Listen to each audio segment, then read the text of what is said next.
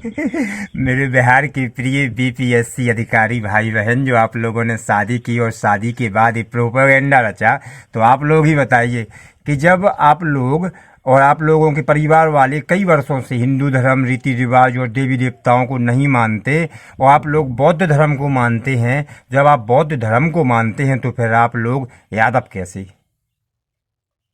सीधी सी बात है भैया, बौद्ध धर्म में तो कोई जाति होती ही नहीं है, समझ रहे? और आप ये ज्ञान दे रहे हैं कि भाई हमने इसलिए अर्जक शादी की कि भैया अकेले ब्राह्मणी के खर्चे में तो ये शादी हो जाती, इतना ब्राह्मणी को लगता। सबसे पहली बात कि जब आप बौद्ध धर्म से हैं, बौद्ध धर्म को मानते हैं, उस रीति रिवाज से अपनी शादी कर रहे हैं, तो फिर आपको सिर्फ ब्राह्मण से ही क्या नफरत हुई, पंडित से ही क्या नफरत?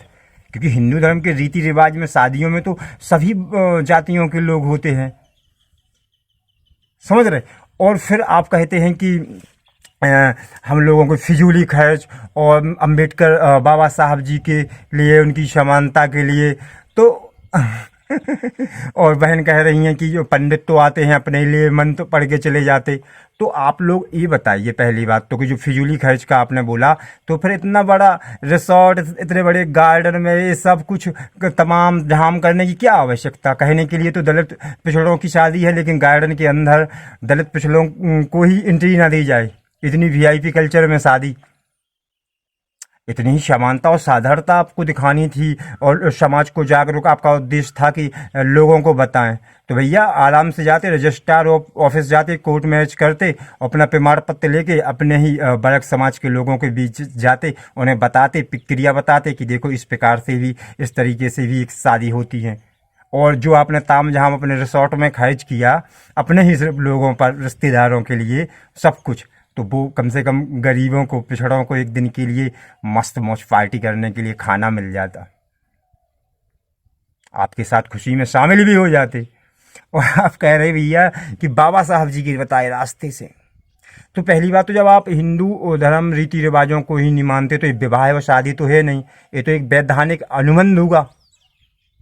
और रही बात सामाजिक एकता की, तो सामाजिक एकता कहाँ से? दोनों एक जाति के, दोनों एक ही लेवल के अधिकारी, अलग अलग जाति में शादी कर ली होती तो ही मान लेते कि सामाजिक एकता बन गई। और जो ये बहन कह रही कि पंडित आते अपने लिए मंत्र पढ़ के चले और फिजूली खर्चा, तो मैं आपको बता दूं कि हमारे हिंदू धर्म में मेरी स्वयं के ही साथी सहयोगी संगठन बहुत से हैं। आप लोग हमें बताते पूरे रीति रिवाज से फ्री में आपकी शादी। और मेरी बहन जो हमारे गुरु भाई, गुरुजी इस प्रकार से शादी में मंत्र जाप करते कि आपको सब कुछ समझ में आता हो, आप ये भी बोलते कि एक बार और, क्योंकि आप खुशी खुशी गदगद हो जाती। और हम लोग तो वैधानिक शादी भी करवाने वाले हैं अब, हमारी जो संस्था है, बिल्कुल। बाकी आप सभी तो भटके हुए हैं मेरे भाई लोग, बिल्कुल ये लोग भटके हुए हैं, ना तो एक लोग सही से बौद्ध बन पाए और ना ही सही से हिंदू। बाकी आप सभी से साथियों यही कहूँगा, समझदार बने, जागरूक बने, लेकिन कभी भी धर्म विरोधी ना बने, बिल्कुल।